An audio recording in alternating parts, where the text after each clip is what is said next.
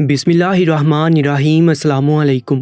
दरबारी TV YouTube channel पर आप सबको खुशामदीद कहते हैं। सर उठाकर आसमान की जानिब देखा तो चिलचिलाती धूप ने मेरी आंखें चुंधिया कर रख दी। माथे पर आ रहे पसीने की बूंद को मैंने साफ किया और गहरी सांस खारिज करके आसपास देखने लगा। आज तो सूरज भी आग बरसा रहा था। ऐसे लग रहा था जैसे सूरज भी मुझे आजमा रहा हो। पहले किस्मत के थपेरे ही मेरे मुंह पर काफी लग चुके थे कि आज इस गर्मी ने तो मेरा दिमाग भी गोया पिघला दिया था। मैं अपने हाथ में पकड़ी हुई फाइल को अपने सर पर रख चुका था और किसी सायादार जगह की तलाश करने लगा। कम से कम कुछ देर के लिए खड़ा होकर अपने जिस्म को ठंडक ही बख्श लूं। सड़क किनारे तेज कदम उठाता हुआ मैं एक दरख्त के नीचे आकर खड़ा हो गया। अपने बैग में मौजूद पानी की बोतल निकाल कर जैसे मुंह को लगाई तो बोतल भी खाली हो चुकी थी। पानी का एक कतरा भी उसमें मौजूद नहीं था और प्यास की शिद्दत से तो मेरे हलक में कांटे चुभ रहे थे। हर कोई अपने अपने कामों में मसरूफ था सिवाय मेरे। मैं ही बेरोजगार और खोटा सिक्का था। बचपन से लड़कपन और फिर अब जवानी की दहलीज तक पहुंचते पहुंचते मैं बहुत कुछ सबक सीख चुका था। पानी की खाली बोतल लेकर आसपास नजर दौड़ाने लगा कि कहीं से मुझे कोई पानी के आसार नजर आए तो जाकर बोतल भर लूं। अभी मैं आसपास नजर दौड़ा ही रहा था कि एक हाथ मेरी जानिब बढ़ा। मेरी नजर बेसाख्ता उस हाथ की जानिब गई। ठंडे ठार पानी की बोतल वो हाथ मेरी जानिब बढ़ा रहा था। हाथ भी क्या था, बिल्कुल दूध जैसा सफेद। सोने की एक अंगूठी उस हाथ में चमक रही थी। मैंने उस हाथ से नजरें जब सामने खड़े शख्स पर डाली तो चौंका था। वो तो एक औरत थी जिसने बुर्का पहन रखा था मगर चेहरे को ढकने की जहमत नहीं की थी। मेरी नजरें जब उससे मिली तो उसकी आंखों में एक अजीब सी चमक उभरी थी। चेहरे पर मुस्कुराहट आई। वो मेकअप से लथपथ खड़ी थी। कहने लगी कि लो पानी पी लो, तुम्हें तो प्यास लगी थी ना, मैं वहां दूर खड़ी तुम्हें ही देख रही हूँ। जैसे तुम्हारी हालत है लगता है बहुत खज्जल होकर आए हो। मैंने भी ठंडे ठार पानी की बोतल को पकड़ा और वहीं खड़े होकर पानी पीने लगा। एक ही सांस में मैं वो पानी खत्म कर चुका था। मैंने वो बोतल उस खातून को वापस की जिसकी उम्र मुझे 40 से 45 के दरमियान लग रही थी मगर दिखने में वो 30 से ऊपर की ना लगती थी। अपने आप को बड़ा ही फिट फाट रखा हुआ था। मैंने उस खातून का शुक्रिया अदा किया और कहने लगा, हाँ मैं भी इस मुल्क पाकिस्तान में कई बेरोजगार नौजवानों में से एक नौजवान हूँ। 10 जगह नौकरी के लिए इंटरव्यू दे चुका हूँ। अभी भी एक जगह इंटरव्यू ही देकर आया हूँ मगर वहाँ भी जानता हूँ कि सिफारिश का ही निज़ाम चलेगा। बहरहाल आपका बहुत शुक्रिया। मैं उस खातून का शुक्रिया अदा करके घर जाना चाहता था क्योंकि घर जाकर मुझे अपनी बीमार माँ के लिए खाना भी बनाना था। मैं मजीद यहाँ पर वक्त ज़ाया नहीं कर सकता था। उस औरत का शुक्रिया अदा करके मैं तेज़ कदम उठाता उस रश से निकल कर अपने घर की जानिब आने लगा। मेरा यही मकसद था कि ज़्यादा से ज़्यादा सफ़र पैदल तय करूं और फिर रिक्शे में बैठकर अपने घर तक पहुंच जाऊं। अभी मैं भीड़ भाड़ वाली जगह से निकल कर आगे बढ़ा कि मुझे लगा जैसे कोई मेरा ताकुब कर रहा हो। गैर दानिस्ता तौर पर जब पलट कर पीछे देखा तो वही बुर्के वाली औरत मेरे पीछे ही आ रही थी। मुस्कुराकर एक मर्तबा फिर मेरी जानिब देखने लगी। मैं कुछ समझ ना पाया। हो सकता है उसका घर भी उसी रास्ते की जानिब पड़ता हो। ये सोचकर मैं आगे चल रहा था मगर जब वो मेरे कदम से कदम मिलाकर चलने लगी तो मैं एकदम को रुका था। मेरे रुकने पर वो भी रुक गई और फिर सीने पर हाथ बांधकर मुझे बगौर देखने लगी। इस कदर अजीब उसकी हरकतें थी, मुझे तो वो थोड़ी मशकूक सी लगने लगी थी। बिलाशुबा वो खूबसूरत औरतों में से एक थी मगर फिलहाल गुर्बत आड़े आ चुकी थी और मैं उस जैसी खातून की चाल को अच्छे से समझता था। मैंने घूर कर उसे देखा और बोला कि क्या बात है मोहतरमा, आप मेरा ताकुब क्यों कर रही हैं? मैं आपका शुक्रिया अदा कर चुका हूँ, क्या अब आपको पानी पीने के पैसे भी अदा करूँ? मेरे अल्फाज सुनकर वो मुस्कुरा गई। उसी पल अपने पर्स से एक खाकी लिफाफा निकाल कर मेरे हाथ पर रख दिया। वो खाकी लिफाफा देखकर मुझे अचंभा हुआ था। क्या था इस खाकी लिफाफे में और ये औरत मुझे क्यों दे रही थी? मैंने खोल कर देखा तो मुझे झटका सा लगा था। उसमें 5-5 हजार के कई नोट मौजूद थे जो मैं गिन तो ना सका, अलबत्ता इतना तो अंदाजा लगा चुका था कि वो लाखों में थे। मेरा तो हाथ कपकपा चुका था। जेब में 30 रुपए भी मौजूद नहीं थे और ये औरत कह रही थी कि ये 3 लाख रुपए हैं, ये तुम्हारे भी हो सकते हैं, क्या तुम इन 3 लाख रुपए के मालिक बनना चाहोगे? उस खातून की बात सुनकर मैं जर्जरी सी लेकर रह गया था। आखिर वो किस काम के लिए मुझे 3 लाख रुपए दे रही थी? मैंने सवाल किया कि आप ये 3 लाख रुपए मुझे क्यों देना चाहती हैं? ना ही कोई जान पहचान है, ना ही मैंने आपका कोई काम किया, फिर आखिर ये 3 लाख रुपए किस बुनियाद पर आप मुझे देना चाहती हैं?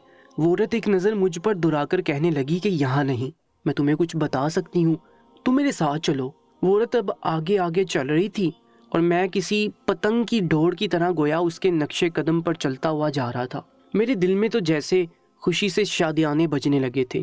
یہ عورت 3 لاکھ روپے مجھے دینے والی تھی، میں تو کچھ بھی کرنے کو تیار تھا۔ آخر 3 لاکھ روپے کوئی کم رقم نہ تھی، کم از کم میرے لیے تو نہیں۔ ان 3 لاکھ روپوں سے تو میں کوئی چھوٹا موٹا کاروبار بھی کر سکتا تھا۔ دماغ میں کئی طرح کے خیالی پلاؤ بننے لگے تھے۔ وہ عورت مجھے ایک سنسان گلی میں لے گئی جہاں پر کسی کا آنا جانا نہیں تھا۔ نہ جانے سنسان گلی میں لے جا کر وہ میرے ساتھ کیا کرتی۔ میں تھوڑا بہت گھبرا سا بھی گیا تھا کہ کہیں یہ مجھ سے کچھ ایسا ویسا کرنے کو ہی نہ کہہ دے، مگر جیسے وہ سنسان گلی میں گئی تو مجھے دیکھ کر جو بات اس نے کہی وہ سن کر میرے تو ہوش اڑ چکے تھے۔ کہنے لگی، تمہیں میری بیٹی کے ساتھ ایک رات گزارنی ہوگی، یقین مانو وہ تم جیسے نوجوان لڑکوں کے لیے تو پاگل ہوئی پھرتی ہے۔ کل اس کی سالگرہ ہے اور میں چاہتی ہوں کہ تحفے میں تم جیسا حسین اور خوبرو نوجوان اسے گفٹ کروں۔ وہ عورت اس قدر بے باکی سے مجھ سے یہ بات کر سکتی تھی، میں نے تو کبھی خواب میں بھی نہیں سوچا تھا۔ ایک عورت بھلا کیسے شرم و حیا کے دائرے سے نکل کر کسی غیر شخص سے اس طرح کے الفاظ ادا کر سکتی تھی؟ شرم کے مارے میرے کان کی لو تک سرخ ہو چکی تھی۔ میں کہنے لگا کہ معاف کیجیے گا، میں کوئی ایسا ویسا لڑکا نہیں، بھلے ہی میں بے روزگار ہوں، غریب ہوں، مگر میں یہ کام نہیں کروں گا۔ وہاں سے پلٹنے لگا کہ اس نے وہ خاکی کاغذ سے 3 لاکھ روپے نکال کر لہرا دیے۔ ان پیسوں کی آواز نے تو گویا میرے قدموں میں زنجیر ڈال دیے تھے۔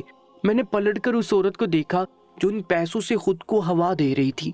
کہنے لگی، سوچ لو، اس میں تمہارا ہی فائدہ ہے، ایک رات کی تو بات ہے، کون سی کوئی قیامت آ جائے گی، مجھے تو تم ضرورت مند لگے، اس لیے میں نے سوچا کہ تمہاری مدد کر دوں، ورنہ میری بیٹی کو لڑکوں کی کمی نہیں ہے۔ چند گھنٹے گزارنے کے تمہیں اتنے پیسے مل رہے ہیں، پھر کس بات کی پریشانی ہے تمہیں؟ یا تو پھر حقیقت یہ ہے کہ تم اس قابل ہی نہیں ہو کہ میری بیٹی کو۔ وہ بات کو ادھورا چھوڑ چکی تھی، جبکہ میں بڑا ہی متذبذب سا ہوا تھا۔ کیا کرتا؟ اس عورت کی بات مان لیتا یا گھر چلا جاتا؟ انکار کر دیتا؟ گھر میں بیمار ماں تھی، باپ کا سایہ تو کب کا چھن چکا تھا، اور باپ بھی کوئی جائیدادیں چھوڑ کے نہیں گیا تھا، وہ بھی غریب مزدوری کیا کرتے تھے، اور اب میں بھی پڑھا لکھا بے روزگار تھا۔ میں نے جلد بازی میں فیصلہ کر لیا کہ میں اس عورت کی بات ماننے کے لیے تیار ہوں۔ وہ مسکرا اٹھی تھی، کہنے لگی کہ شاباش، مجھے تم سے یہی امید تھی، اس میں تمہارا ہی فائدہ ہے۔ یہ بات اس نے اپنے لب کاٹ کر کہی تھی۔ اس کے بعد اس نے ان 3 لاکھ روپوں میں سے 10,000 روپے بڑے ہی بے باکی سے میری شرٹ کی جیب میں ڈالے تھے، ڈال کر کہنے لگی کہ جاؤ عیش کرو، باقی کے پیسے کام مکمل ہونے کے بعد تمہاری ہتھیلی پر رکھ دوں گی۔ میں بھی وہ 10,000 روپے اپنی جیب میں لے کر گھر کی جانب چلا آیا تھا۔ اس نے مجھے اپنا نمبر اور ایڈریس دے دیا تھا اور وقت بھی بتا دیا تھا کہ مجھے کس وقت اس کے پاس آنا ہے۔ گھر گیا تو جاتے ہوئے اماں کے لیے پھل اور دوائیں بھی لے گیا۔ اماں نے اتنا پھل اور میرے ہاتھ میں بکرے کا گوشت دیکھا تو سوال کرنے لگی کہ تم یہ سب کچھ کیسے لے آئے؟ بیٹا، اتنے پیسے تمہارے پاس کہاں سے آئے؟ صبح تم کہہ رہے تھے کہ تمہارے پاس پیسے موجود نہیں۔ ماں کی بات سن کر میں تھوڑا ہڑبڑایا تھا۔ ماں تو ماں ہوتی ہے، اور ماں کے سامنے میں کیا جھوٹ بولتا۔ آخر کو چہرہ پھیر کر اپنے کپڑے الماری سے نکالتے ہوئے کہنے لگا کہ اماں، ایک دوست کو ادھار دیا تھا اور دے کر خود ہی بھول چکا تھا، آج اس نے پیسے واپس کیے تو سوچا آپ کے لیے سب کچھ لے آؤں۔ میری اماں بھی اس دوست کو اس کی ایمانداری پر دعائیں دینے لگی اور پھر خود بھی پھل کاٹ کر کھانے لگی اور مجھے بھی کھلانے لگی۔ میرا ذہن تو اس عورت کی جانب بھی لگا ہوا تھا۔ اس لڑکی کے ساتھ بھلا ایک رات گزارنے کی 3 لاکھ مجھے کیوں دے رہی تھی؟ یہ راز تو اب کل جا کر ہی کھلنے والا تھا۔ میں اگلے روز مقررہ وقت پر تیار ہو کر گھر سے نکلنے لگا تو میری ماں نے مجھ سے سوال کیا کہ بیٹا، کہاں جا رہے ہو اتنا تیار ہو کر؟ میں نے سرسری سا بتایا کہ ایک دوست نے مجھے کاروبار کے بارے میں بتایا تھا تو اسی بارے میں ڈسکس کرنے کے لیے جا رہا ہوں۔ میں اپنے گھر سے نکل آیا، رکشہ پکڑا اور اس عورت کے بتائے ہوئے پتے پر پہنچ چکا تھا۔ گھر کے باہر جب پہنچا تو میری آنکھیں ایک پل کو پھٹی کی پھٹی رہ گئی تھی۔ دوبارہ اپنے پاس موجود پتے کو دیکھا اور پھر اس گھر کو مجھے تو لگا تھا شاید میں غلطی پتے پر آ چکا ہوں۔ سامنے اس قدر عالیشان کوٹھی موجود تھی کہ میں بیان نہیں کر سکتا کہ نالوں پر محیط گھر تھا۔ بھلا اتنی امیر عورت، وہ بھی جسم فروشی کرنے والی، کیسے ہو سکتی ہے؟ یہ ہمارا پاکستان بھی یورپ بن چکا تھا۔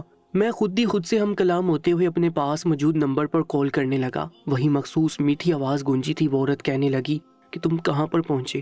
میں نے بتایا کہ میں فلاں جگہ اس کوٹھی کے باہر موجود ہوں۔ تو اس نے مجھے بے ساختہ کہا کہ وہاں کیوں کھڑے ہو، جلدی اندر آؤ، تمہارا انتظار کر رہی ہوں۔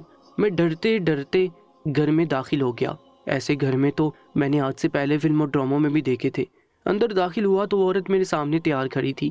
انتہائی چست لباس پہنا تھا، دوپٹہ تو گلے میں رکھنے کی بھی زحمت نہیں کی گئی تھی۔ مجھے لاؤنج میں بٹھایا اور ملازمہ سے میرے لیے لوازمات منگوانے لگی۔ میں تو جتنا حیران ہوتا اتنا کم تھا، نروس بھی ہو چکا تھا، مگر وہ عورت کہنے لگی کہ تمہیں جس کام کے لیے بلایا گیا تھا اب وہ کام شروع کر دو۔ اوپر کمرے میں میری بیٹی موجود ہے اور تمہارا انتظار کر رہی ہے۔ میرے دل کی دھڑکنیں تیز ہو چکی تھیں۔ آخر کو میں بھی لڑکا تھا، جس بات پر قابو آخر کب تک رکھتا۔ وہ تو امیر گوری میم جیسی لڑکی ہوگی اور اس کے ماں مجھے خود اس کے لیے دعوت دے رہی تھی، تو آخر میں کیوں منع کرتا؟ میں وہاں سے اٹھ کر سیڑھیاں چڑھتے اس کمرے کے باہر آ گیا۔ اس کی ماں نے خود ہی کمرہ کھولا تھا۔ جیسی دھڑکتے دل کے ساتھ کمرے میں قدم رکھا تو سامنے کا منظر میرے ہوش اڑا رہا تھا۔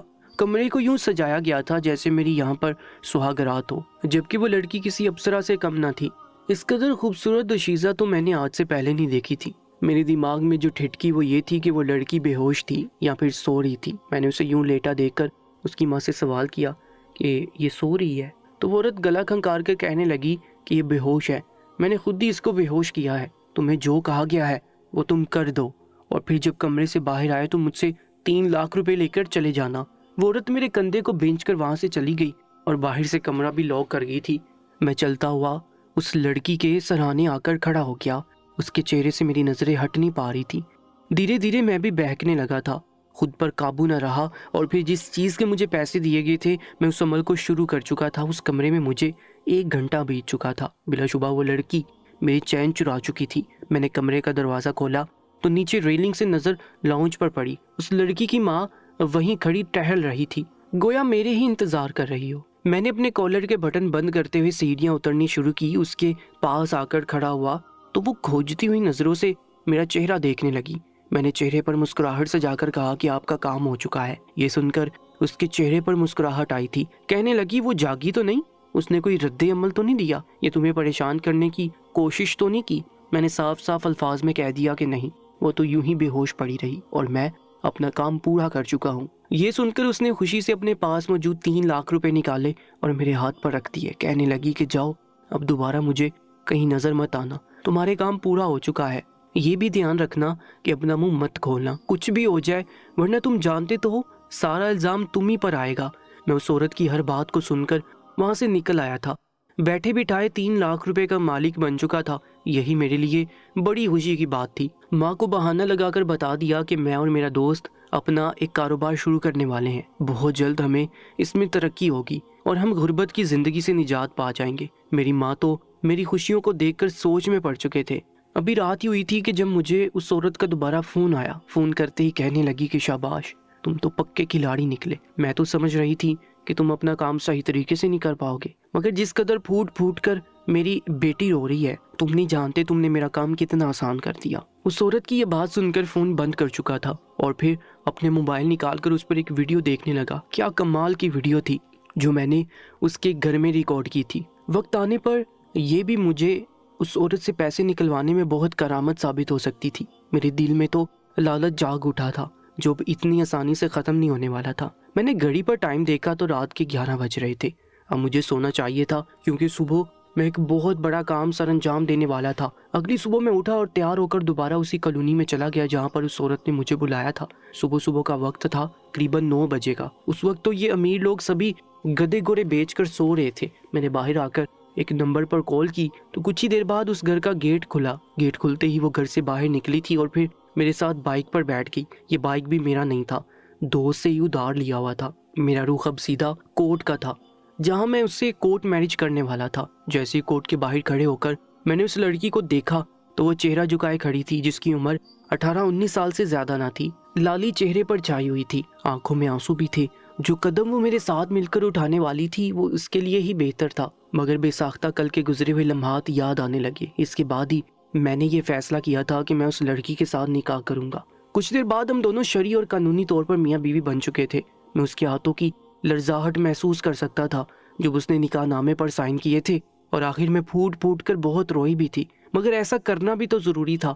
کل جب میں کمرے میں گیا اور وہ خاتون کمرہ بند کر کے وہاں سے چلی گئی تو میں نے ایک نظر اس لڑکی کو دیکھا۔ بلا شبہ وہ حسن کی دیوی تھی، مگر اس کی عمر مجھے بمشکل 19 سال لگی تھی۔ چہرے پر معصومیت تھی اور شرافت دیکھ کر میرا دل مجھے ملامت کرنے لگا تھا۔ بھلے ہی میں نے اس عورت کے ساتھ حامی بھر لی تھی کہ میں اس کے ساتھ بدکاری کروں گا، مگر میرا ضمیر مجھے اجازت نہیں دے رہا تھا کہ میں معصوم لڑکی کی عزت پر ہاتھ ڈالوں۔ اگر وہ ہوش میں ہوتی اور اپنی رضا سے یہ سب کرتی تو بھی میرا ضمیر شاید مجھے کچھ کرنے کی اجازت نہ دیتا، مگر اب تو وہ بے خبر سو رہی تھی۔ وہ نہ ہو اس کی ماں نے اسے زبردستی یہاں پر بے ہوش کیا تھا تاکہ جب اسے ہوش آئے تو اس پر قیامت ٹوٹ پڑے۔ لیکن کوئی بھی ماں اپنی بچی کے ساتھ ایسا کیوں کرے گی؟ ماں بیٹی کا رشتہ سب سے زیادہ قریبی رشتہ ہوتا ہے، بھلا ماں ہی اپنی بیٹی کی عزت کو تار تار کیوں کرانا چاہے گی؟ میں نے اس لڑکی کے ساتھ کچھ بھی غلط نہ کرنے کا فیصلہ کیا اور پھر اسے اٹھانے لگا۔ میں نے اسے کئی بار بلانے کی کوشش کی، میں تو اس کا نام بھی نہیں جانتا تھا، اس لیے مجبوری میں سے مگر میں نے اسے کندھے سے تھام کر ہلانا شروع کر دیا۔ کچھ ہی دیر بعد بار بار آوازوں کی وجہ سے اسے ہوش آ چکا تھا۔ جیسے ہی جاگی، اپنے جسم پر سرخ رنگ کا فراک اور مجھے اپنے کمرے میں دیکھا تو چیخ کر دور ہٹی۔ کہنے لگی، تم یہاں کیا کر رہے ہو؟ تم کون ہو؟ اس کمرے میں کیسے گھس آئے؟ اس کی آواز بھی اسی طرح بہت خوبصورت تھی۔ میں اسے تسلی دیتے ہوئے کہنے لگا کہ ڈرنے کی ضرورت نہیں ہے، میں تمہیں سب کچھ بتاتا ہوں، میں کوئی غلط آدمی نہیں ہوں۔ اس کے بعد میں نے اسے وہ سب کچھ بتا دیا جو کچھ اس کی ماں نے مجھے اس کے ساتھ کرنے کا کہا تھا، اور اس کے بدلے میں مجھے 3 لاکھ روپے بھی دیے تھے۔ یہ سن کر اس کی آنکھیں تو گویا پتھرا چکی تھی، وہ اپنے ہاتھوں میں چہرہ چھپا کر پھوٹ پھوٹ کر رونے لگے۔ کہنے لگی کہ میں نے کبھی سوچا نہ تھا، صحیح کہا ہے کسی نے کہ ستیلی ماں ستیلی ہی ہوتی ہے۔ اب مجھے احساس ہوا تھا کہ اس کی ستیلی ماں تھی۔ وہ مجھے اپنے بارے میں بتاتے ہوئے کہنے لگی کہ میں 15 سال کی تھی جب میری ماں کی وفات ہو گئی۔ وہ کینسر کی مریضہ تھی، میں اپنے ماں باپ کی اکلوتی بچی تھی۔ دونوں مجھ پر جان نچھاور کرتے تھے۔ ہمارے پاس دولت کی کوئی کمی نہیں ہے۔ پاپا نے امی کے علاج کے لیے دوسرے ممالک تک ڈاکٹر سے مشورہ کیا، مگر اماں کا کینسر پھیل چکا تھا، وہ ہمیں چھوڑ کر چلی گئی۔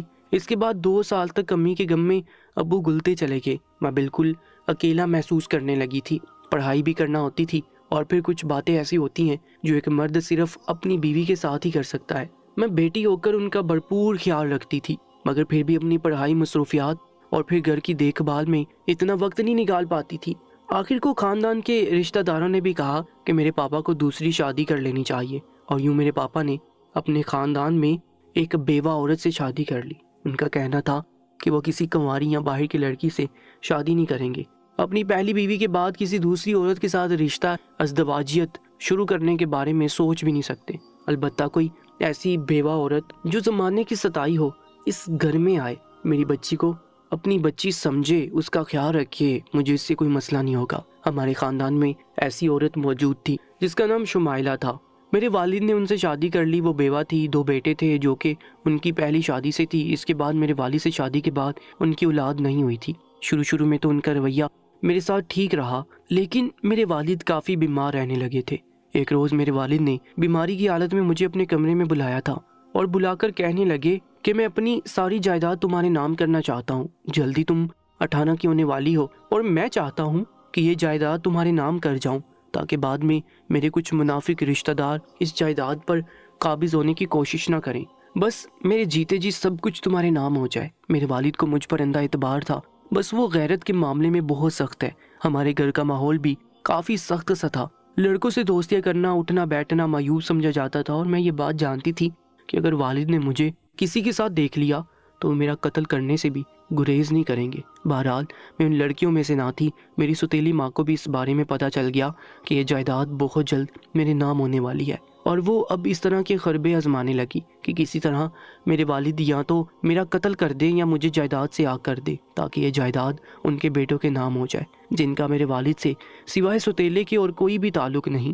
یہ سب بتا کر وہ میرے آگے ہاتھ جوڑ کر کہنے لگے کہ خدارا میری عزت کا سودا مت کرو۔